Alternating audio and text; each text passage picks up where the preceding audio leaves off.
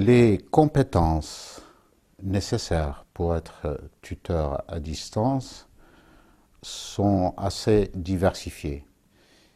Il y a des compétences d'ordre, j'allais dire, technique, procédural, c'est-à-dire les compétences nécessaires pour utiliser les outils habituellement utilisés pour accompagner des étudiants à distance. Ce ne sont pas les plus difficiles à acquérir, ces compétences-là. Les autres compétences sont intimement liées au métier de formateur et d'éducateur. Elles se situent à plusieurs niveaux et je ne crois pas personnellement que n'importe qui peut devenir tuteur. Je pense qu'une des premières conditions, c'est que le tuteur potentiel doit être quelqu'un qui a déjà suffisamment d'expérience en tant qu'enseignant, formateur, c'est-à-dire qui a une pratique pédagogique préalable. C'est nécessaire pourquoi? Parce qu'il y a un ensemble de précautions, de vérifications qu'un tuteur doit faire, par exemple la vérification des objectifs, l'adéquation de la démarche pédagogique, la compréhension de ce qu'on attend de lui.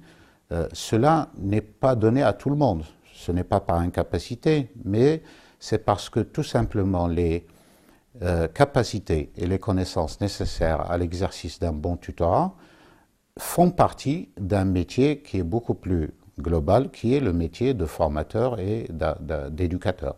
Donc, on peut devenir tuteur à condition d'accepter, de développer et d'acquérir ces compétences. Un tuteur doit exercer un certain nombre de rôles, mais ces rôles ne sont pas forcément représentés dans tous les dispositifs de formation à distance. Donc, quand on dit qu'un tuteur doit accomplir un certain nombre de rôles, on parle, disons, plus de l'image du tuteur, un tuteur idéal. On dit qu'un tuteur doit accomplir tel rôle, tel rôle, tel rôle. Mais dans la réalité, il n'est pas sûr que le dispositif dans lequel le tuteur exerce permet d'exercer tous ces rôles. Donc il y a une relation très, très étroite entre le dispositif qui est monté, ses aspects pédagogiques, la liberté qui est donnée au tuteur d'exercer ou de ne pas exercer certaines tâches. Cette relation est extrêmement importante et le tuteur doit donc, si on parle du tuteur idéal, doit donc exercer des tâches au niveau didactique, disciplinaire, si le dispositif lui permet d'intervenir à ce niveau-là. Mais il existe des dispositifs dans lesquels le tuteur n'intervient pas dans ce qui est disciplinaire, on le laisse aux enseignants considérés comme étant les experts du domaine. Au niveau pédagogique, c'est-à-dire tout ce qui est facilitation de l'acquisition et des connaissances et des compétences, mais aussi de l'atteinte des objectifs qui ont été fixés à la formation. Il y a un rôle aussi au niveau méthodologique, donc c'est tout ce qui permet à un étudiant de s'organiser, d'organiser sa façon de travailler, en fait d'exercer son métier d'apprenant. Aujourd'hui aussi, on parle de métier d'apprenant.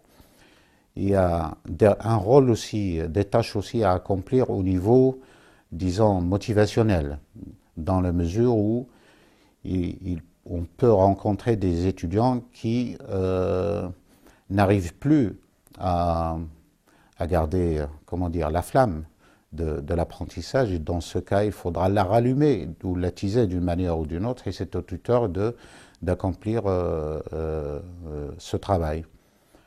En gros, voilà les grands rôles qu'un tuteur doit jouer, mais j'insiste encore une fois que les dispositifs où tous ces rôles sont confiés aux tuteurs sont assez rares. De manière générale, encadrer des étudiants est toujours difficile, que l'on soit à distance ou pas à distance, qu'ils proviennent de cultures ou de pays différents, c'est toujours très difficile d'encadrer des apprenants.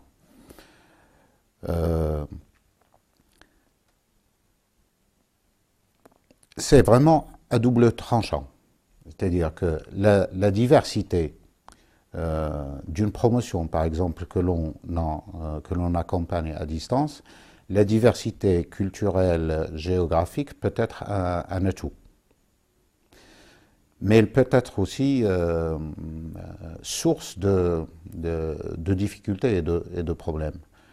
Mais si on adopte une posture qui ne s'interroge pas vraiment sur ce qui est bon pour le tuteur ou pas, mais plutôt sur ce qui est bon pour l'apprenant ou pas. La difficulté qu'un tuteur peut rencontrer avec ce type de public est beaucoup moins importante que l'apport que ce type de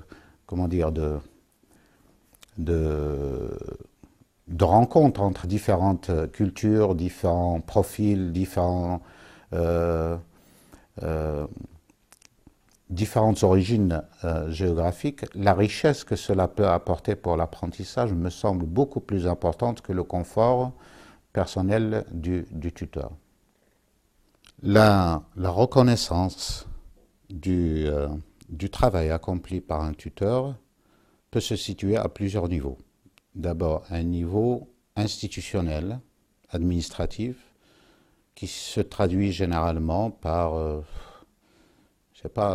un changement dans le salaire de la personne qui exerce cela, ou bien des avantages particuliers liés à la promotion ou autre chose. Un deuxième type de reconnaissance, c'est la reconnaissance de l'utilité pédagogique de l'activité de tuteur. Je pense que les gens sont plutôt convaincus de l'utilité du tuteur. Ils le reconnaissent volontiers en tant qu'acteur majeur de la formation à distance.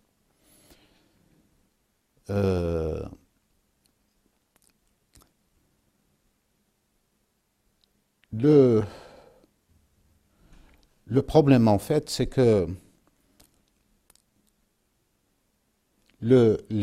l'activité du tuteur nécessite un ensemble de compétences et implique l'exercice d'un certain nombre de tâches qui sont dans l'intersection avec d'autres métiers, en particulier le métier d'enseignant. Être tuteur, c'est avoir aussi des compétences que l'on attribue d'habitude à l'enseignant et que l'enseignant d'habitude acquiert soit sur le tas, en enseignant sans avoir été formé, soit qu'il acquiert dans une école de formation d'enseignants. Il est très difficile de dire que le tutorat est un métier, mais je pense qu'on peut considérer que c'est une facette importante du métier de formateur, quel que soit le niveau où il intervient. Mais être tuteur à plein temps, ne faire que cela, me semble assez artificiel, si l'on peut dire. Voilà.